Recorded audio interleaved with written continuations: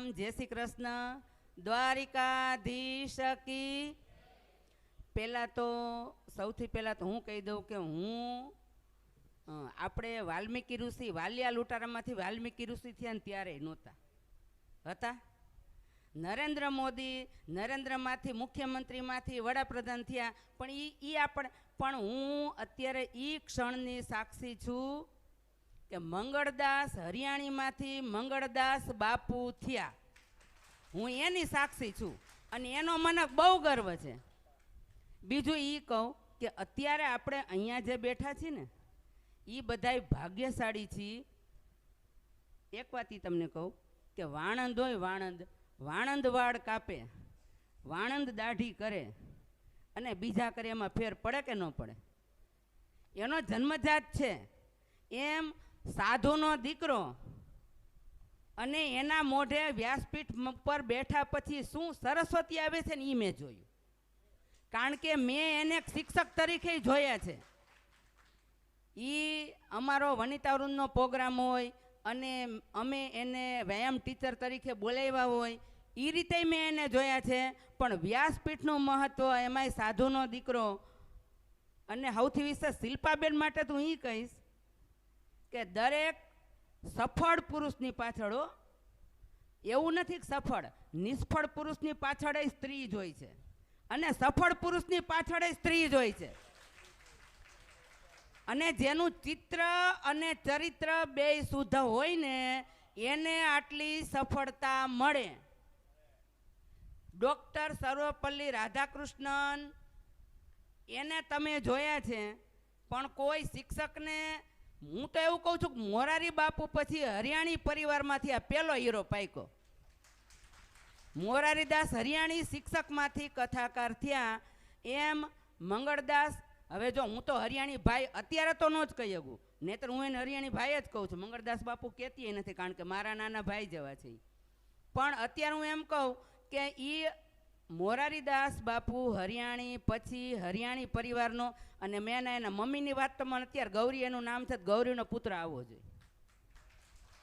દરેક માનું નામ ઉજાડી દે ને એના બાપુજીને બાપુજીનું નામ મેં પૂછ્યું નથી। અત્યારે આ ભાઈ બોલ્યા ત્યારે ખબર પડી કે એના મમ્મીનું નામ ગૌરી છે, તો ગૌરીનો પુત્ર આવો જ થાય, બીજો ન થાય, કારણ કે એ ભગવાન છે ને એ એના નામની લાજ રાખી દે। અને હું તો બહુ રાજી થઈ, અમારા તાલુકા શાળાનું હીર છે પીલુડિયાભાઈ, બહુ યાદી આપી છે। પીલુડિયાભાઈ કે રસીલાબેન, પહેલી કથા બેઠી ને ત્યારે પીલુડિયાભાઈ કહેતા હતા, એટલે અમારા તાલુકા શાળાના આચાર્ય, કે બેન તમારે જવું ન જોઈએ, એટલે મેં કીધું સાહેબ જવું જોઈએ વાત સાચી, કારણ કે અમારે ઘરોબો શિક્ષક જેવો નથી, ભાઈ બહેન જેવો છે। ગમે ત્યારે કહીને કે હરિયાણીભાઈ, હવે થોડીક વાર કહીશ હો હરિયાણીભાઈ, એટલે મંગળદાસ બાપુ નહીં બોલે મારાથી, પછી કહીશ, એટલે કહીને કે હરિયાણીભાઈ આ કામ છે, તો કે બેન તમે જ્યારે કયો ત્યારે, બેન તમે જ્યારે કયો ત્યારે। પીલુડિયાભાઈને કાલ કીધું અમારા તાલુકા શાળાના આચાર્ય, એટલે એને એ જ કીધું એ કે આપણી તાલુકા શાળાના શિક્ષક આવી રીતે આગળ, અને તમે ત્યાં છો બેન। મેં કીધું સાહેબ મને ગર્વ થાય છે ને ગૌરવ થાય છે, ને મેં તો એ જ જોયું 4 દિવસથી કથાનો એક પણ અંશ ચૂકી નથી, અને એ જોયું કે જ્યારે મંગલાચરણ કરે છે અને પછી જે ખીલે છે ને એ તો કાબિલેદાદ છે, જોરદાર ખીલે છે, એ તો હું પોતે કબૂલ કરું છું, કારણ કે હું આટલા ટાઈમથી બધાની કથા સાંભળું છું।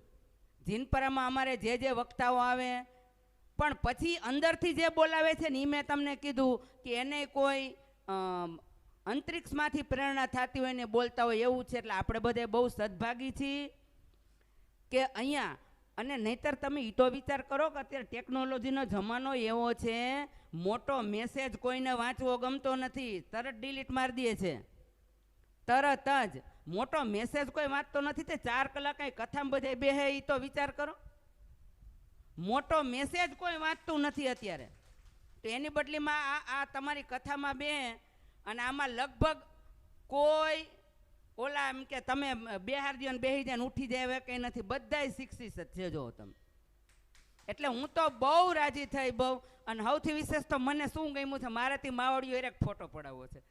આ જે આવ્યા છે, હું કાલની કહું છું, પૂછો ઓલા બેનને, કીધું ને મેં કાલે કીધું હતું ને મેં કીધું આ લુણસરિયાનો જે સ્ટાફ આવ્યો છે ને, મને તો એવું ગમ્યું છે, મારાથી બધાની યાર એક ગ્રુપ ફોટો જ પાડવો છે. તમારા લુગડા મન થાય નહીં, નહીં તો મારે પહેરવા છે હોત.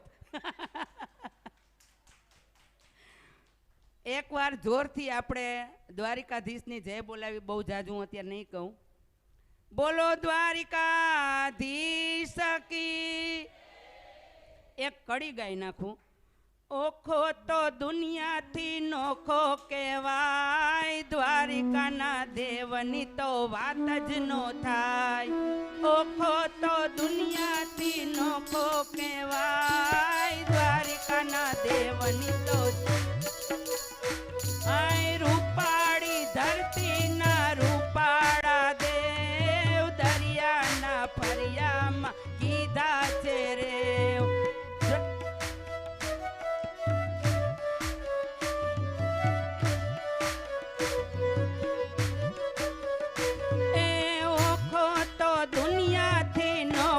કહેવાય, દ્વારિકાના દેવની તો વાત જ નો થાય.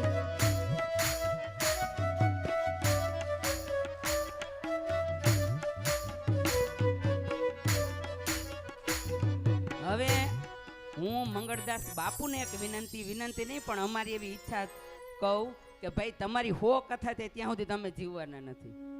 તમારી 100મી કથા સુધી તમે નહીં જીવી, પણ હું એવું કહું કે તમારી 11મી 21મી ત્યાં સુધી અમે હઈશું. કદાચ 11મી કથા થાય છે ત્યાં સુધી તો હઈશું જ લેવું માનું છું હું.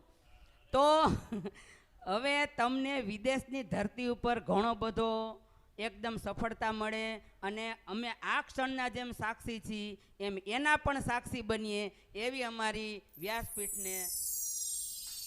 બોલો દ્વારિકાધીશ કી. અને આપણે બધા વિદેશ જાશું ને બાપુ ભેગા? કેટલા આવશો આમાંથી? Okay okay. જય સિયારામ. સૌને એક નાનો એવો જાહેરાત છે કરી દઉં.